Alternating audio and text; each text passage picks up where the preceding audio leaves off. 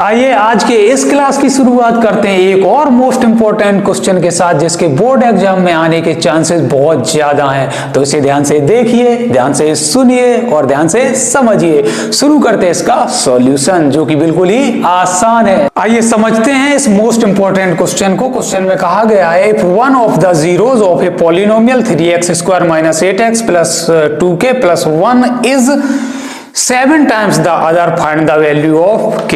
तो इस क्वेश्चन में कहा गया है ये पॉलिनोमियल है, इसका जो एक जीरोज है वो दूसरे जीरोज से 7 टाइम्स है। तो मैं आप लोगों से पूछता हूं, एक पॉलिनोमियल में कितने जीरोज होते हैं? तो आंसर है एक पॉलिनोमियल में 2 जीरोज होते हैं। तो यहां पर दिया गया जो पहला जीरोज है, तो हम जीरोज मान लेते हैं, लेट जीरोज आर, पहला हम मान लेते हैं अल्फा और दूसरा 7 टाइम्स है तो उसको 7 अल्फा मान लेते हैं। अब भैया जीरोज तो हमने मान लिए हैं, अब ये जो पॉलिनोमियल दिया गया है इसको हम कंपेयर करते हैं ax² + bx + c से। क्यों इसी से क्यों कंपेयर करते? क्योंकि भैया ये जो ax² + bx + c होता है ये इसका स्टैंडर्ड फॉर्म होता है इस पॉलिनोमियल का।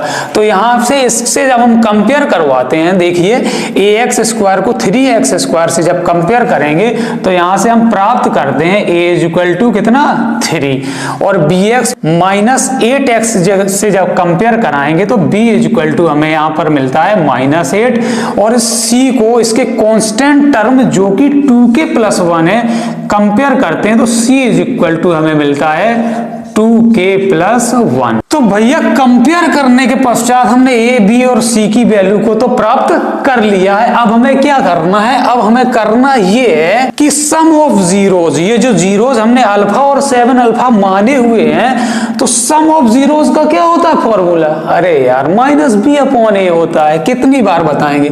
तो सम ऑफ जीरोज क्या है? अल्फा और 7 अल्फा, इन दोनों को सम कर दो तो हो गए वो सम ऑफ जीरोज। तो अल्फा + 7 अल्फा = ये सम ऑफ जीरोज हम कर रहे हैं तो उसका फॉर्मूला क्या होता है? -b/a। तो यहां पर हम लिखते हैं -b/a।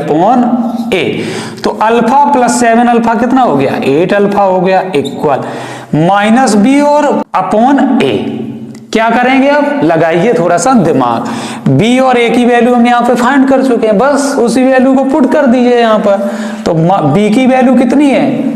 -8 है। देखो एक तो माइनस हमारा ऑलरेडी फॉर्मूले में है, दूसरा -8 के साथ वैल्यू में दिया गया है और a की वैल्यू कितनी है? 3 है। तो यहाँ पर हम 3 रख देते हैं। हमारा 8 अल्फा इक्वल आ गया माइनस प्लस और 8/3। तो 8 तो 8 से हो जाएगा कैंसिल। अल्फा = यहां से हमें मिल गया 1/3। देखो भैया हमें अल्फा की वैल्यू मिल गई है 1/3। अब क्या करेंगे? अब हमने पहले सम ऑफ जीरोज किया, अब बचा क्या? बचा प्रोडक्ट ऑफ जीरोज। तो कर लेते हैं यहाँ पर।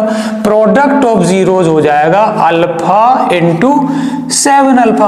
प्रोडक्ट का मतलब क्या होता है? मल्टीप्लाई। तो हमने इन दोनों जो जीरोज दिए गए इनका प्रोडक्ट कर लिया, मल्टीप्लाई कर लिया। पहले क्या किया था? इन दोनों का सम किया था, अब इन दोनों का मल्टीप्लाई किया। तो प्रोडक्ट ऑफ जीरोज क्या होता है फॉर्मूला? बताइए, आप लोग बताइए। अरे मैं ही बताता रहूंगा क्या? बताइए, आप लोग भी बताइए, कुछ बताइए। चलिए बता देते हैं। प्रोडक्ट ऑफ जीरोज का फॉर्मूला होता है c/a। ये मैं अपने से नहीं बता रहा हूं, बुक में देखिए ये दोनों फॉर्मूले होते हैं। प्रोडक्ट ऑफ जीरोज c/a और सम ऑफ जीरोज -b/a। बार बार क्यों बोल रहा हूं? क्योंकि आप लोगों को याद हो जाए। तो अल्फा × 7 अल्फा है और यहां पर हम अल्फा की वैल्यू फाइंड कर चुके हैं। रख दीजिए यहां अल्फा की प्लेस पर। कितना है? 1/3 × 7 × अल्फा की प्लेस पर 1/3 इक्वल टू c की वैल्यू यहां कितनी निकाली है? 2k + 1। तो c की जगह हम रखते हैं 2k + 1 और a की वैल्यू कितनी है? 3 है। सिंपल है बिल्कुल। तो अब क्या कर सकते हैं? लगाइए थोड़ा सा दिमाग। तो क्या होगा? 3 से 3 एक हम कर लेते हैं, कैंसिल यहाँ पर। अब देखो थोड़ा सा इसका मल्टीप्लाई कर लेते हैं, ये 1 1 1 मल्टीप्लाई कर लेते हैं।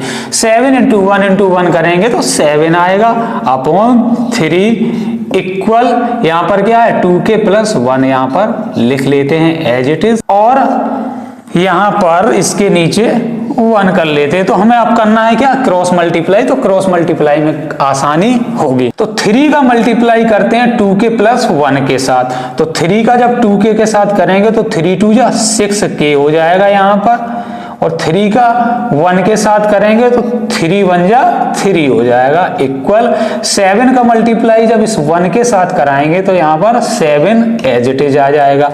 अब यहाँ पर क्या है 6k, और इस 3 को ले जाओ इक्वल के दूसरे साइड तो 7 माइनस 3 हो जाएगा। अब यहाँ पर 6k इज इक्वल टू आ जाएगा 7 माइनस 3 कितना 4। हाँ भैया, अब क्या बचा, अब बचा है यहाँ पर 6k इज इक्वल टू 4। तो लिख लो 6k इज इक्वल टू 4। तो k इज इक्वल टू आ जाएगा ये 4 और 6 यहाँ इस साइड मल्टीप्लाई है k के साथ, इक्वल के दूसरे साइड जाएगा तो 4 के साथ डिवाइड में आ जाएगा। 4/6 को सिंप्लीफाई कर दीजिए 2 की टेबल से, 2 2 जा 4, 2 3 जा 6, टेबल भी सीख लीजिए। k इक्वल टू कितना आ गया 2/3, यही तो आंसर है, आ गया आंसर, हो गया क्वेश्चन कंप्लीट। कितना सिंपल क्वेश्चन है और कितना इंपॉर्टेंट है, इसको कंप्लीट कर लीजिए, समझ लीजिए अच्छे से और बोर्ड एग्जाम के लिए हो जाइए ready. Wish you all the best.